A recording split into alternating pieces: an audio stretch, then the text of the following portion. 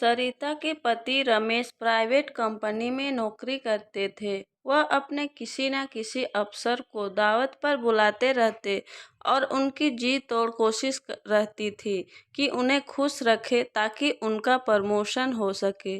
उसी कड़ी में आज फिर रमेश ने अपने अफसर को दावत पर बुलाया था, इसलिए सुबह से ही सरिता तैयारी में लगी थी। आज का दिन रविवार का था, तो पति रमेश भी घर पर ही थे। बड़ी बारीकी से घर के हर कोने को देख रहे थे, क्योंकि अफसर के साथ उनकी अफसर पत्नी भी आ रही थी। विशेष बात यह थी कि वह भी किसी न किसी दूसरे ऑफिस में अफसर थी।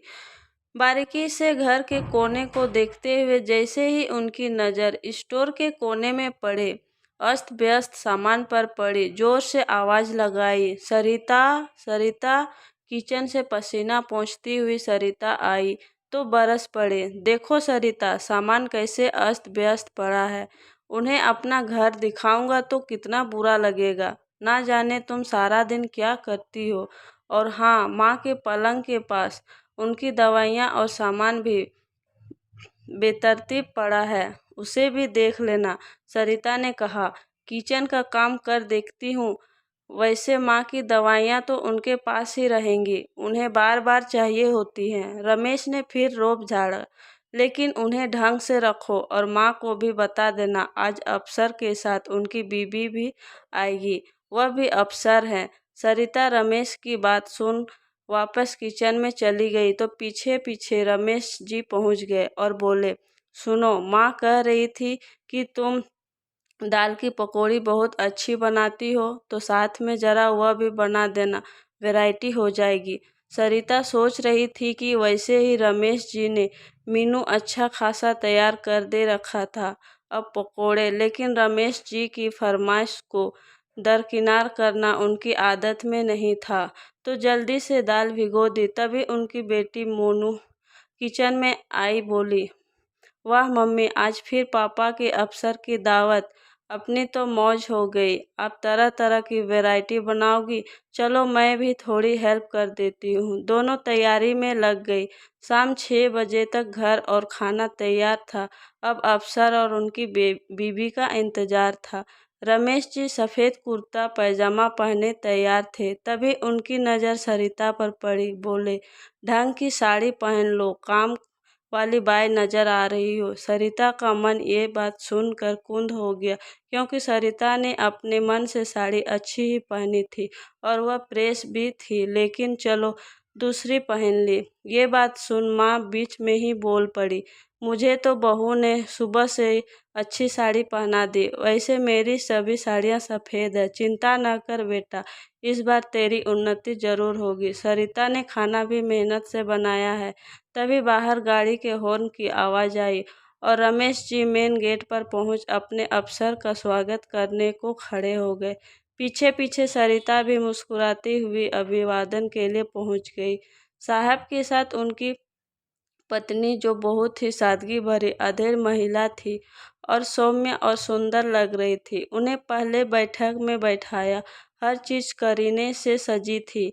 साहब और वह उनकी पत्नी को माँ व पूरे परिवार से मिलवाया तो बड़ी खुशी से सरिता से बातें करने लगी। थोड़ी देर में डाइनिंग टेबल पर खाना लगा दिया। जैसे ही खाना शुरू करने लगे, साहब की बीबी बोली, सरिता तुम भी साथ आ जाओ। संकोच करती हुई सरिता बोली, नहीं मैडम, आप लोग लीजिए, मैं आपको खाना परोसती हूँ। रमेश भी अपनी पत्नी की बात से सहमत बोल पड़े, इसकी आदत है, सबको खाना खिलाकर ही खाती है। साहब और उनकी पत्नी बड़े चाव से खाना खा रहे थे। हर व्यंजन की तारीफ किए जा रहे थे। मन ही मन रमेश जी को अपना प्रमोशन नजर आ रहा था। खाना खाने के बाद साहब की पत्नी ने बैठक में बैठते हुए सरिता से भी पास बैठने को कहा। अब सरिता भी सभी के साथ बैठी थी, तो रमेश जी को लगा कहीं अंग्रेजी शब्द उलट पुलट ना बोल दे। सरिता के बैठते ही बोले, जरा सौंफ सुपारी लाना। तभी मोनू किचन से सौंफ सुपारी ले आई और बोली, मम्मी आप बैठो। साहब की पत्नी सरिता के काम करने के तरीके से काफ़ी प्रभावित हुई। वे तारीफ कर रही थी, सरिता तुमने खाना बहुत अच्छा बनाया और दाल की पकौड़ी तो मेरे पति की फेवरेट है, लेकिन मुझसे नहीं होता, मार्केट से ही मंगाती हूँ। यह सब काम तुम कैसे मैनेज करती हो? बड़ा मुश्किल होता है। शादी के बाद 2-3 साल तक मेरी भी कोई जॉब ना थी, तब मैंने घर संभाला था। मुझे पता है बड़ी मुश्किल होती है। वास्तव में तो तुम हाउसवाइफ नहीं, होम मेकर हो।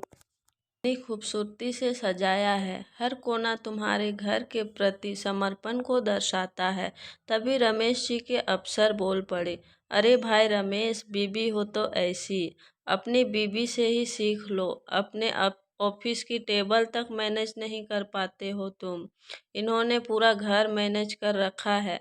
उनकी बात सुन रमेश जी क्या कहते, खिसियाई हंसी में हंस पड़े, बोले, सही कहा साहब, बीबी हो तो ऐसी। दूसरे दिन ऑफिस से आते हुए रमेश जी मिठाई का डब्बा लेकर घर आए। आज उनका ऑफिस में प्रमोशन हुआ था, साथ में 2000 का बोनस भी था। खुशी से रमेश जी ने भगवान को भोग लगाकर लड्डू हाथ में लिए सरिता को आवाज लगाई, और सरिता कुछ पूछती हुई उससे पहले ही सरिता को लड्डू खिलाकर आज खुशी से बोल पड़े, तुम तो वास्तव में होम मेकर हो।